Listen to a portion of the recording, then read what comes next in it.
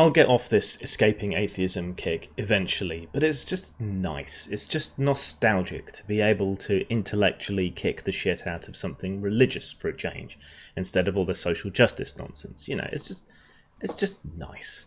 So I'll get off it eventually, but in the meantime, there's a rich smorgasbord of stupidity all in one place. It's an all-you-can-derp buffet, so I'm going to stick with it for a little bit longer at least. Please bear with me. There is a fine tradition of questions for atheists, and they're meant to be gotcha questions, and they're often misrepresented as yes/no questions. And this site is no different. It's no different to those idiotic creationist questions you get, like, so where did sex evolve, eh? Or trying to talk to you about evolution, but asking you, where did the universe come from, which has fuck all to do with evolution. So they've got a bunch of questions too. So shall we go through them, shall we, and see if any of them are actually yes or no questions, and whether we can answer them with yeses or nos, or something more? Something more. Let's have a look. Question 1. Atheism is not a belief. It's a lack of belief. It's totally non-ideological. Yes, atheism is simply the absence of a belief, and it's non-ideological. However, it can be incorporated into ideologies, and some people come to atheism as a result of those ideologies. Indeed, that would be the very problem that I think we saw in the split with Atheism Plus, in that we had skeptical atheists and we had ideological atheists. We had people who came to atheism skeptically and rationally, and we had people who did it through political expediency or because they thought it married up with their political ideals. So, atheism is non-ideological, but it can be incorporated into ideologies, and people can come to atheism through ideologies, or plenty of bad reasons as well as good reasons. But atheism itself, non-ideological, not a belief. Question 2. Atheism says nothing whatsoever about your personality or your views. Well, that's another one that's not really a yes or no answer. It might, and it might not. There's a bell curve in any community when you look at it, and people tend to cluster around particular things. But there are atheists who believe all sorts of things. There are atheists of all sorts of different personality types. There are atheists with all kinds of different views.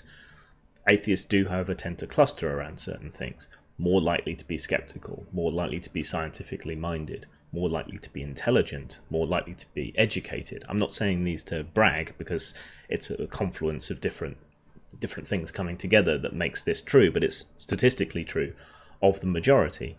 So I guess tend to be more questioning, tend to be more skeptical, but you can't make an absolute blanket view. You would have to say atheists tend to.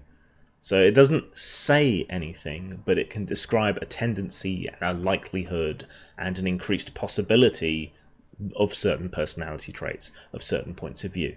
Usually because atheism tends to be the result of those points of view, not the cause.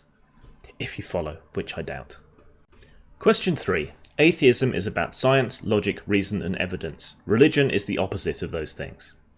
Atheism isn't about those things, it's usually the result of them, the result of applying logic and reason and evidence and scientific inquiry and all of that stuff.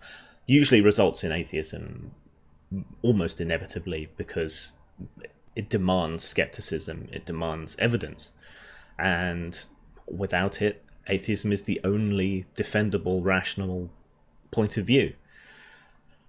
So, atheism is not those things. Atheism is just, I don't believe in God. It's often the result of those things, but that doesn't mean that atheism is about those things. Atheism is just, I don't believe in God. The broader skeptical, rational community might be more about those things and atheism, because it's a result of those things. But that's not what atheism is, per se. However, on the other hand, religion is very definitely the opposite of all those things. It's irrational, it's not logical, it's not reasonable, there's no evidence for it, there's no good reason to hold a religious position. Yeah, no good reason, not even emotional reasons, not even tradition.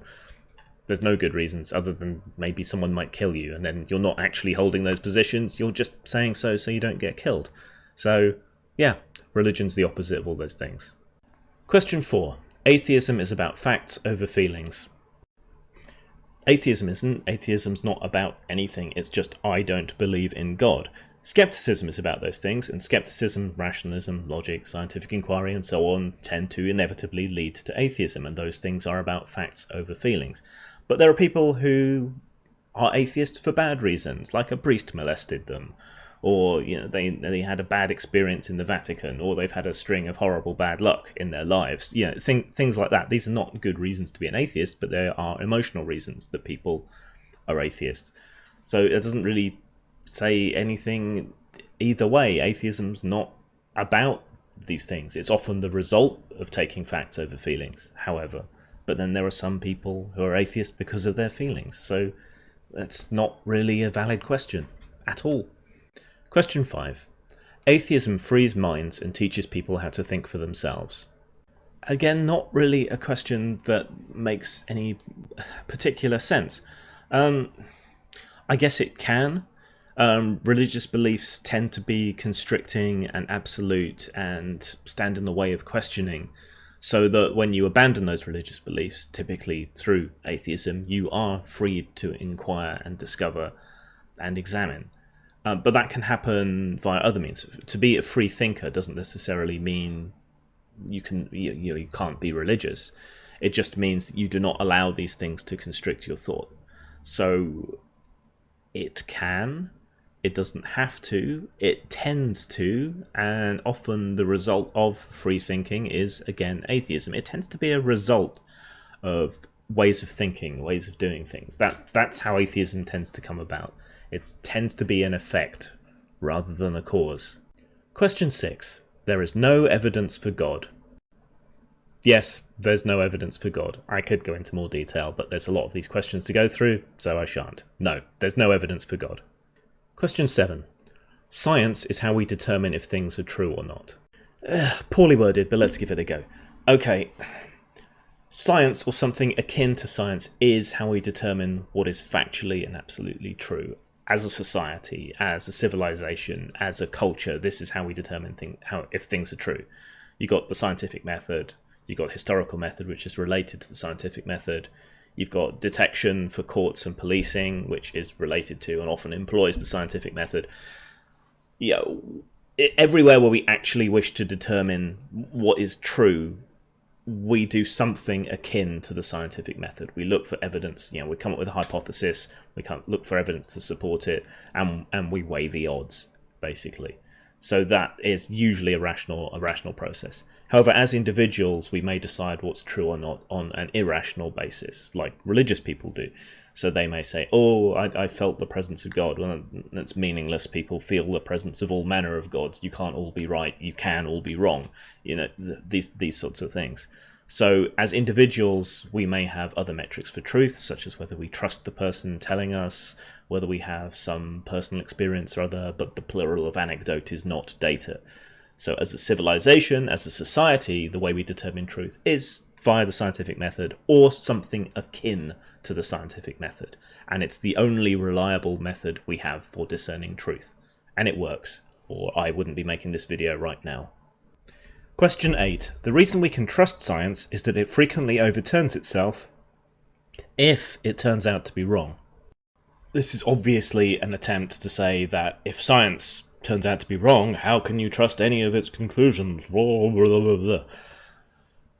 Who do you trust more? Someone who can admit when they've made a mistake, face up to it and correct it, or someone who sticks to a wrong answer even when they've been proven wrong, even when they've been found out as a liar?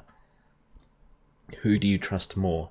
Science is willing to adjust, refine, even overturn if it turns out that what it's found has been untrue, and all of its conclusions are based on evidence, even if they're erroneous. So there is a logical process, a reason to believe the things that science asserts.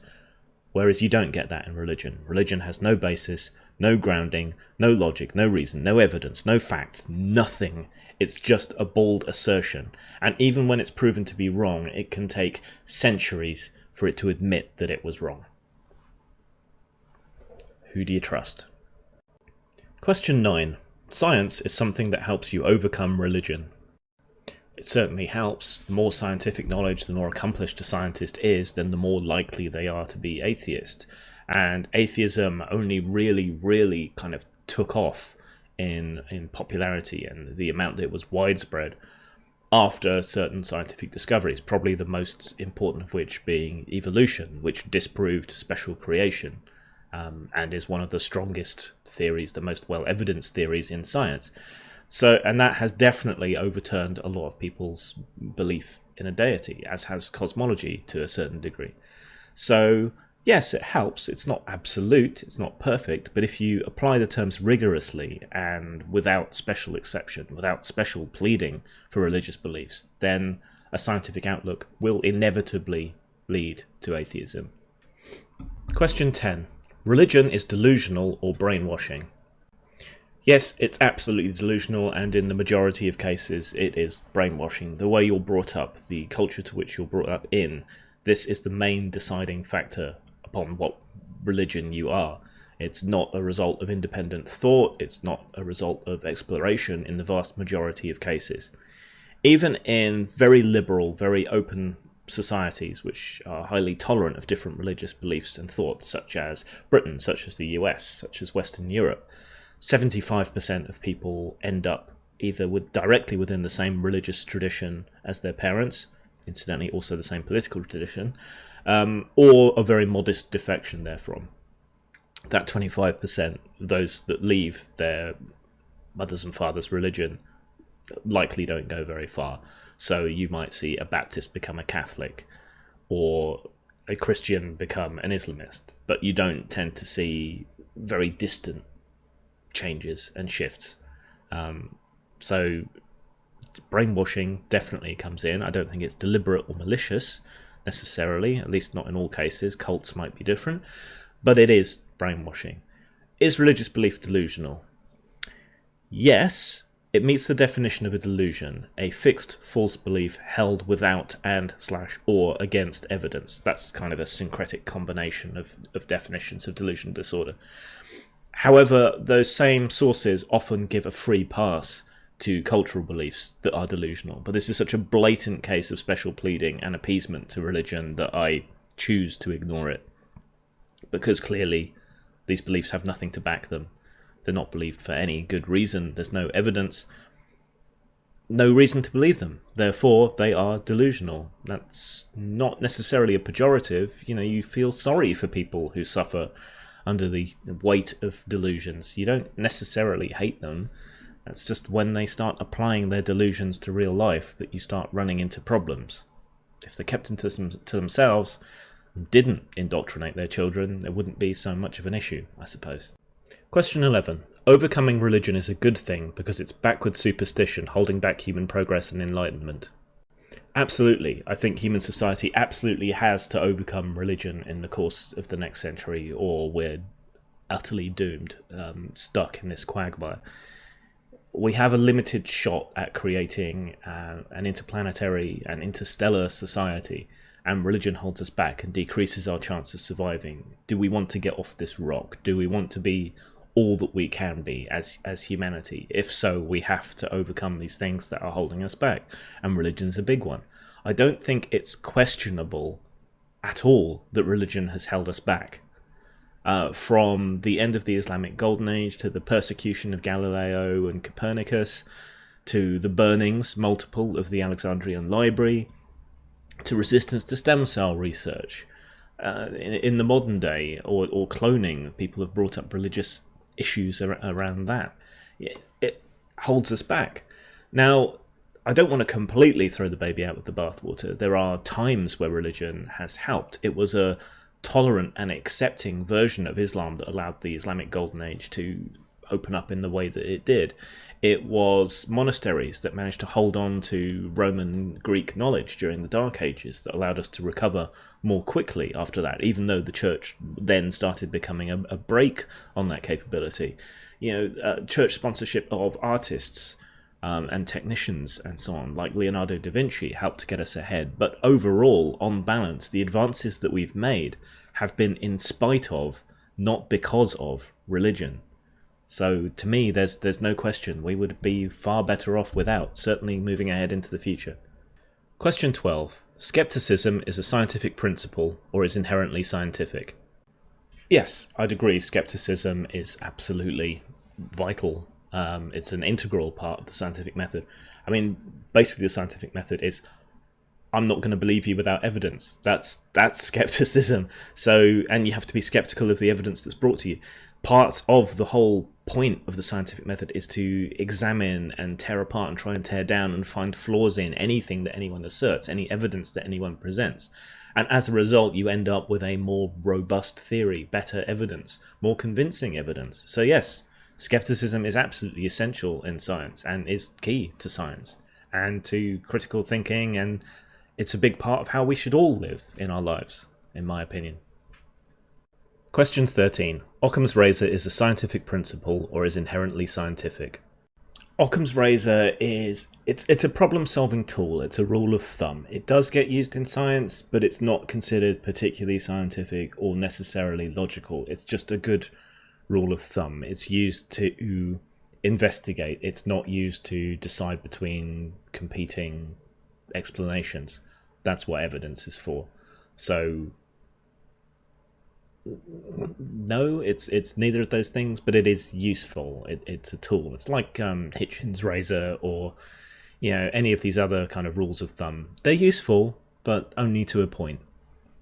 Question 14. If you see something that seems impossible, you must have imagined it, or were always just fooled. These are probably the most likely explanations, but they're not the only explanations. There are other possibilities. If you're utterly convinced, that's a reason to investigate, but then you need to find evidence. Your feeling, your personal experience is not enough in and of itself. Under the influence of mushrooms, I once saw an Aztec god. Does that mean that Aztec gods exist, or was I under the influence of mushrooms? Which is more likely in that instance, really? So it might be a reason to investigate. It might be a reason to look. It's not a reason to believe in something. You need to back it up. You need evidence. Question 15.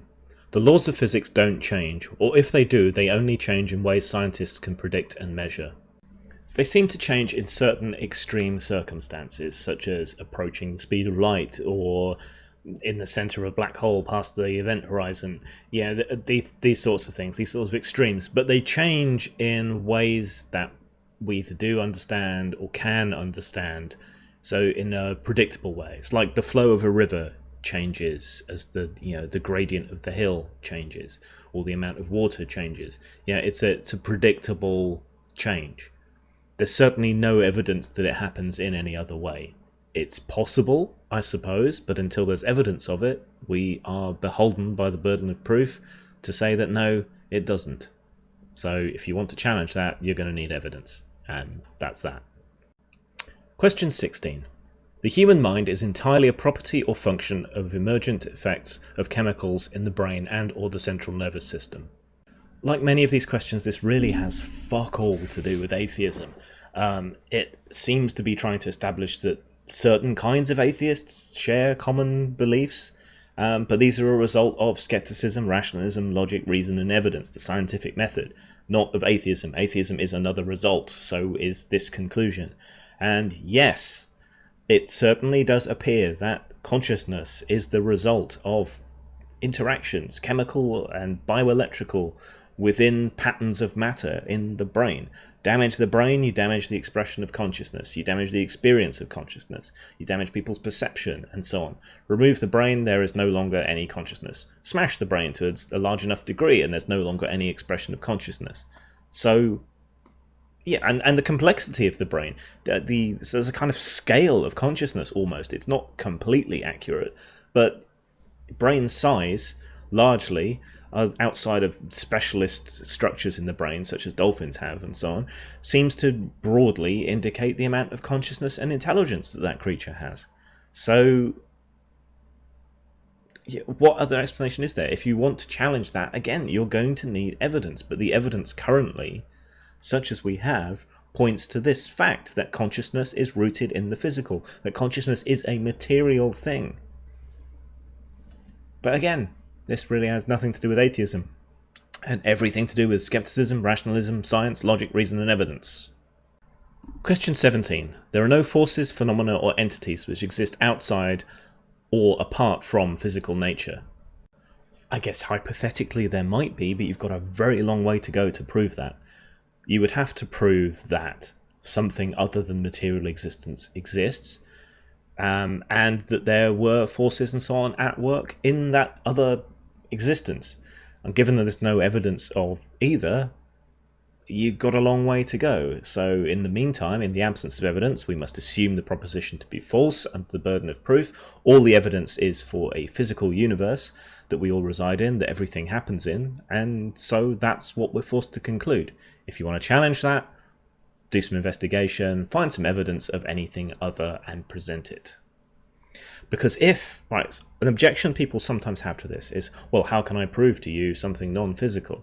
Well, you also claim that this non-physical realm has an effect in the physical, and we can trace something from its effects.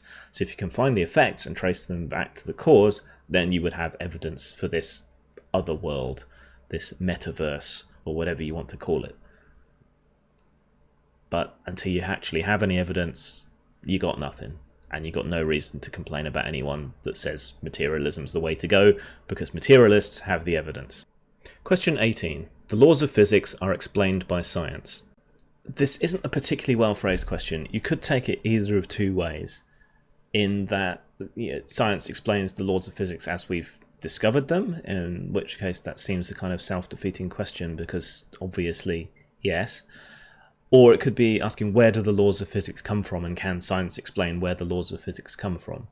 And the answer there is also yes, it's just slightly less definitive, because we're still working it out. But it certainly appears that the various laws of physics are interrelated, and that there's not such a hugely wide range that they can be in.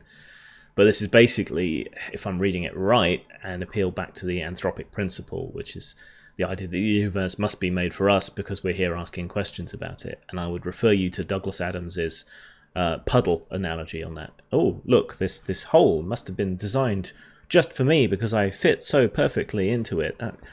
So the whole universe must have been created just for a puddle. Look how well I fit into every contour of this hole in the ground. No, we're here to ask questions about the universe, but it's the way it is because it's the way it is. If it was different, we would be asking questions about it the same way, in the way that it was different, provided we could exist in a universe with those constants. But they appear to be interrelated, so that there's a much smaller range of possibilities than Christians seem to assume when they try to make this argument. TLDR, yes. Question 19. If God exists, human beings are intelligent, wise, and moral enough to pass judgment on God's actions and motives.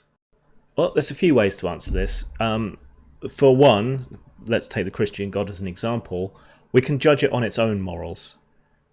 Thou shalt not kill, but it kills off the entire world apart from one incestuous boat builder and his family.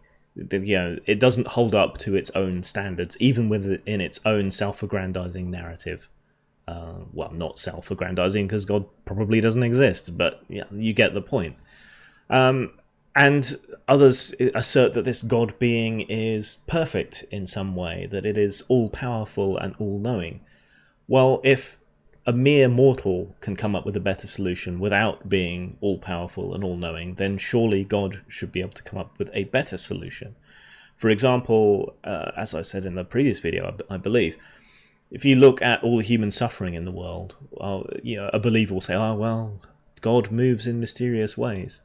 But surely an all-powerful, an omnipotent, omniscient, omnibenevolent God could come up with some kind of solution that didn't also involve human suffering. I mean, this is God we're talking about. He can do anything. So, in which case the suffering must be inflicted because this God creature wants to. And the infliction of suffering is as close to a universal definition of evil, unnecessary suffering, is as close to a universal definition of evil as we can get. But I don't believe there is a God, so this entire question is redundant. It's pointless. It says nothing. And lastly, question 20. Is it appropriate to worry about the effects of religion on people, but there's no reason to worry about atheism? Unlike religion, atheism contains no instructions. It contains no motivation. It has no holy scripture. It has no preachers. It has no laws, it has no religious constrictions or demands. You don't have to pray 5 times a day, you don't have to avoid certain foods, you don't have to wear special magical underpants. None of this exists within atheism. In religion, there are instructions such as kill the infidel, or you must believe this, that, and the other. And these do have a negative impact on people's lives. They can stop them being friends with people. They can prevent them marrying the person they love. They can cause them to give up otherwise promising careers. It can send people to war. It can cause them to blow themselves up or to blow up abortion clinics. Yeah, religious beliefs have an absolute and direct effect on people, and they are often immune to reason. Atheists can do all sorts of things, but atheism has nothing to do with it. I mean, you are likely to point to something like communism and say that, this is an example of atheistic morality. It's not an example. It's an example of communist morality, and even that's questionable considering it doesn't marry up to the theories. But no, you've got no real reason to worry. Now, I can see a slightly better argument, which is the people who believe in belief, as Dan Dennett puts it, in that you might be worried that without a religious structure to people's lives, they might be immoral. But I would argue that without the religious structure telling them that they need religion in order to be moral, you wouldn't have that problem. I see religion as a parasite, latching onto, using, and suckling away on people's innate natural morality or lack thereof. So that doesn't particularly work for me, and it says absolutely nothing about the truth, which is really what we're talking about, isn't it? If removing religion made everyone psychotic and turned them into raping and killing machines, it would still say absolutely nothing about the truth or lack thereof of whether there's a God or not. So to me, that's, at least on this level of discussion, irrelevant. And I don't think it's true, because if you look at the nations with the highest ratings in various social indicators, they tend to be nations with high levels of organic atheism. That is naturally occurring atheism, not impositional atheism, such as you might find in China or somewhere like that. So it just simply doesn't seem to be true, and I don't see it as relevant. So there's that. And I guess that's that. And as usual with these kinds of questions, it reveals far more about the questioner than about the person being questioned. It reveals all these kinds of erroneous assumptions in the same way that creationist questions do. It says more about the person asking the questions and their lack of understanding of what it is they suppose that they're trying to critique. And that's always seems to be the problem. If you're going to criticize something, you need to start from a position of at least some basic understanding of what it is that you're criticizing. And it appears that these people are not criticizing atheism, they're criticizing post-Enlightenment Western civilization as a whole, the things that have given us technology and computing and progress and easier lives. And I think that's going to be a far harder sell than attacking people's misconceptions of atheism. Zang. If you like what I do here, please like, subscribe, share on your social media, and if you feel so inclined, you can support me on Patreon at Grimitude. My main website is postmortemstudios.wordpress.com, and there, or on Twitter, you can keep up with me and everything that I'm doing.